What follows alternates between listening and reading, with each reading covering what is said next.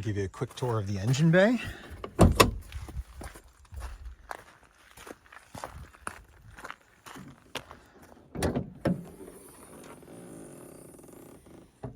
Overall, the engine bay is very clean.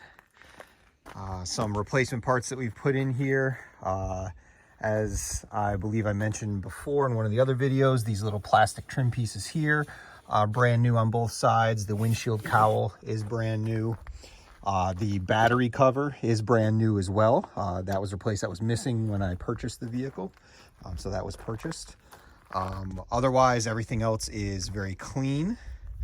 There's no corrosion. A lot of the times we'll see corrosion in these vehicles up in the radiator support area here, and particularly in the hood latch areas, and that's not present. Here you can also see the brand new headlights. We can see the date on them that they were produced was, well, it's in Europe, so it's probably July 1st, 2021. And this would have been January 27th, 2020. These were just installed late 2023. I did purchase them earlier than that, but I actually did not install them in the car. I wanted to keep them nice.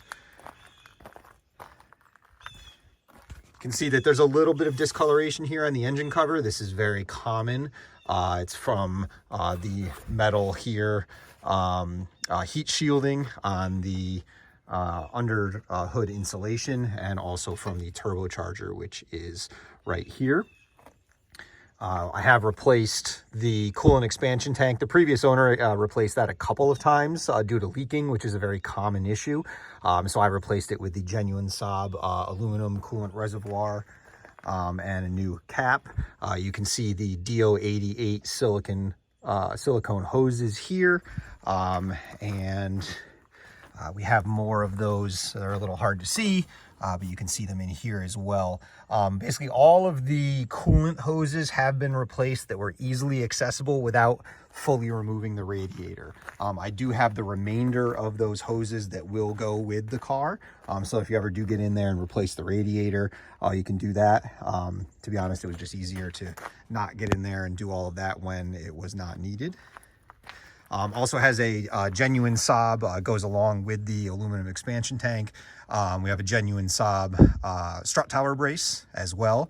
We can see that there is a tiny bit of corrosion on there, which if I'm being honest, was a little bit disappointing that happened to the finish. I believe it is from a little bit of the rubbing here.